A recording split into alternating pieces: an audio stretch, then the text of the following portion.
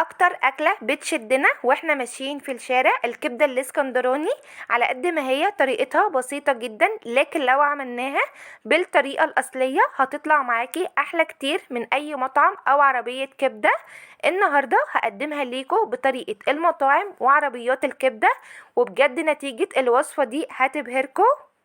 وقبل ما نبدأ الفيديو ياريت نشجع الفيديو بلايك كتير علشان يوصل لأكبر عدد ممكن من الناس. ولو أول مرة بتشوفوا قناتي أتمنى الاشتراك فيها. وبجد حابة أشكر كل حبايبي اللي بيخشوا عندي على القناة وبيشتركوا فيها وبيدعموني، بجد بشكركم جدا. هنحتاج اول حاجة كيلو من الكبدة البلدي او نص كيلو، ويفضل ان احنا نجيب نوع كبدة تكون كويسة في الطعم علشان تدينا نتيجة افضل، لان الكبدة ما فيهاش مكونات كتير، فالطعم بيتركز هنا على نوع الكبدة اللي انت مستخدماه.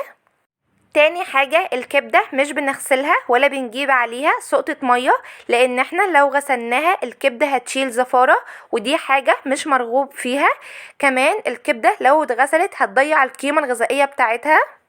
نبدأ ان احنا نقطع الكبدة لشرايح رفيعة زي الشاورما، ولما تيجي تقطعي الكبدة تكوني مجمداها علشان تكون سهلة عليكي في التقطيع. وزي ما انتم شايفين كده الشرايح طويلة شوية، فانا بعد كده هقسمها لاتنين. وطبعا لو انت جايباها متقطعة جاهزة فدي هتريحك كتير. وبعد ما هنقطع الكبدة هنحطها في مصفى ونجهز احلى تتبيلة للكبدة. هنجهز الكبة وهنضيف فيها حبايتين اتنين فلفل اخضر، وهنزود كمان نص حباية فلفل اخضر حامي. وينفع ان احنا نستغنى عن الفلفل الحامي، بس بيديها طعم كويس، وكمان لما احنا بنجيبها من بره بتكون مشطشطة معانا شوية. وهنزود كمان شوية توم محترمين، حوالي 10 فصوص كبار من التوم. الكبدة يعني توم وفلفل هما اللي بيدوها الريحة والطعم الجنان. بعد كده هنزود عليهم التوابل، معلقة صغيرة من كل حاجة: ملح، كمون، كزبرة ناشفة، فلفل اسود. واخر مكون هنضيفه اختياري، لو متوفر عندك هتحطيه، مش متوفر استغنى عنه: معلقة كبيرة من خلطة الكبدة الاسكندراني بتديها طعم كويس جدا.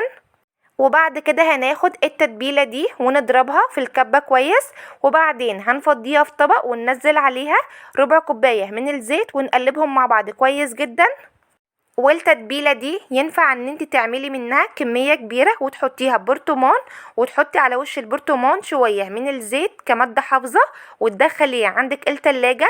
وقت ما تعملي كبده هتخرجيه وتاخدي الكميه اللي انت عايزاها، هيقعد معاكي فتره طويله جدا.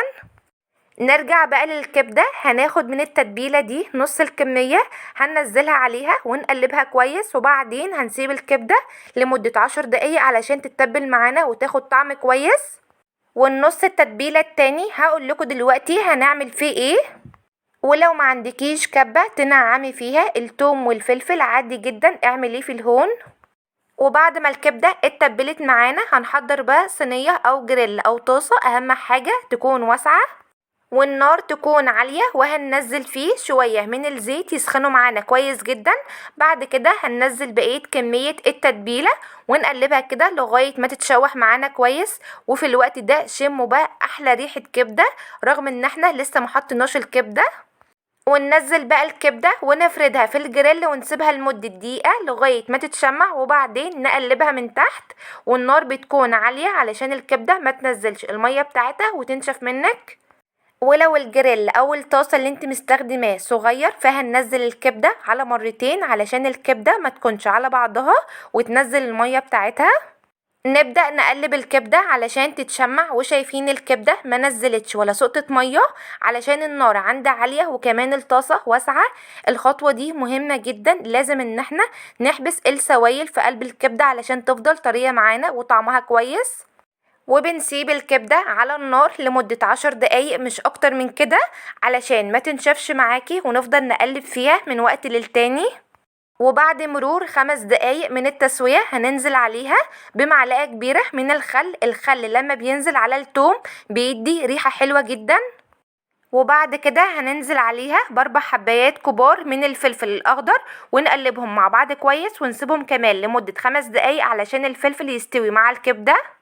ودي كل مكونات الكبدة، مش هنحتاج عليها حاجة تاني غير عصرة ليمونة اخر التسوية.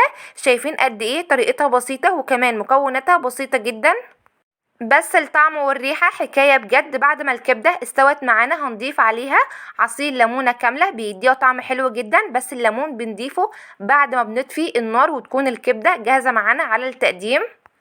شايفين بقى قد ايه شكلها بجد يفتح النفس. دلوقتي بقى نجهز العيش البلدي او الفينو علشان نجهز احلى سندوتشات كبدة.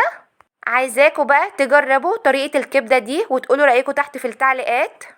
انا هعملها في عيش فينو وعيش بلدي، اعمليها في اي عيش انت حباه، وهقدم معاها سلطة طحينة وكمان سلطة خضراء. شوفوا بقى لو هتشتروا الشندوتش ده من بره هيكلفكوا قد ايه، عملناه في البيت بكل سهولة وكمان بكل نظافة، ومش هقولكوا ان الطعم زي بتاع بره، ده احلى كتير. جربوها ان شاء الله تعجبكم. وشايفين الشندوتشات قد ايه شكلها بجد يفتح النفس. بألف هنا للي هيجرب الوصفة دي بجد هتحبوها. وبس كده يكون فيديو النهارده خلص. اتمنى ان الفيديو يكون نال اعجابكم، ويا ريت لو الفيديو عجبكم ما ننساش اللايك للفيديو والاشتراك في القناه وتفعيل زر الجرس على كلمه الكل علشان يوصل لكم اشعارات بكل وصفاتي الجديده.